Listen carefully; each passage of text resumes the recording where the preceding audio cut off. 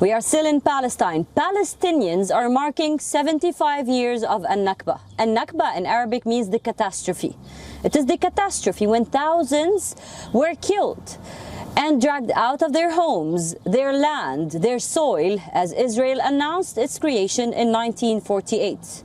Now this year we bring you stories about people and refugees who were there, witnessed it all, and saw their homes snatched from them right in front of their eyes. Listen in. Living in her modest home in the Gaza Strip, Amina al-Dabai remembers the very different world in which she grew up more than 7 decades ago. She was born in 1934 in a pre-Israel Palestine. The Jewish majority was created on the 14th of May 1948.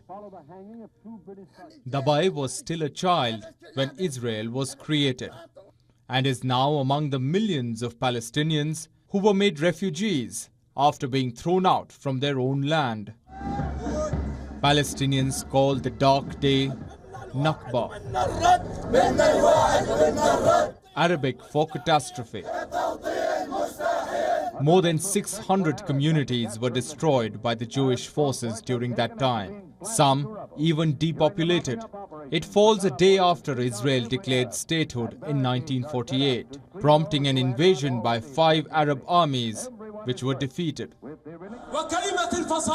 75 years later, the memory of Nakba has become a rallying point in the Palestinian quest for statehood.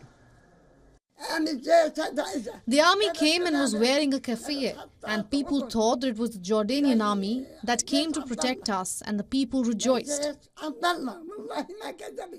The day after the disguised soldiers arrived, they returned with orders: leave load or be killed. They stormed the mosque and killed everyone inside, about 1,000 people, and destroyed shops. I was young and saw it with my own eyes.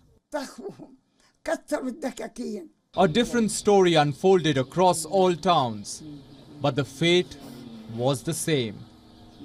Jaber Visha was born in 1932 in the village of Beit Afa. It now falls near Ashkelon in southern Israel. Decades later, she painfully recounts how things were initially peaceful. Visha says when Jews first came to the area of the village, they did not harm them and they didn't harm the Jews.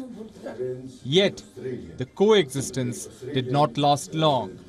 She remembers the day in May 1948 when it all shattered.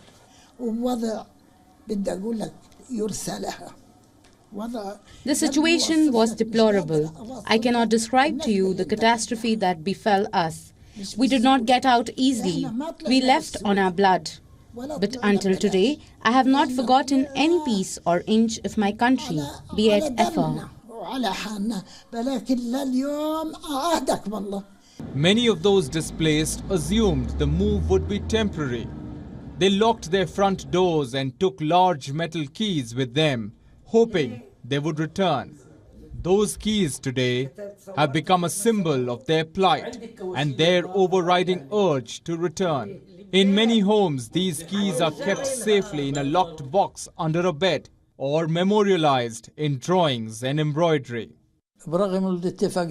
Despite the agreements, whether our government agreed or otherwise, still have hope that I had a home here and my ancestors used to live here, and that one day I will return to it. Israel claims Palestinians left voluntarily during the fighting. It has repeatedly rejected claims that its forces may have been responsible for war crimes, despite the fact that over 10,000 Arabs died at that time.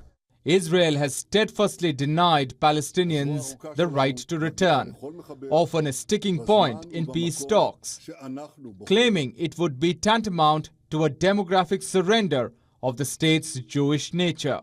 Bureau Report, WION, World is One.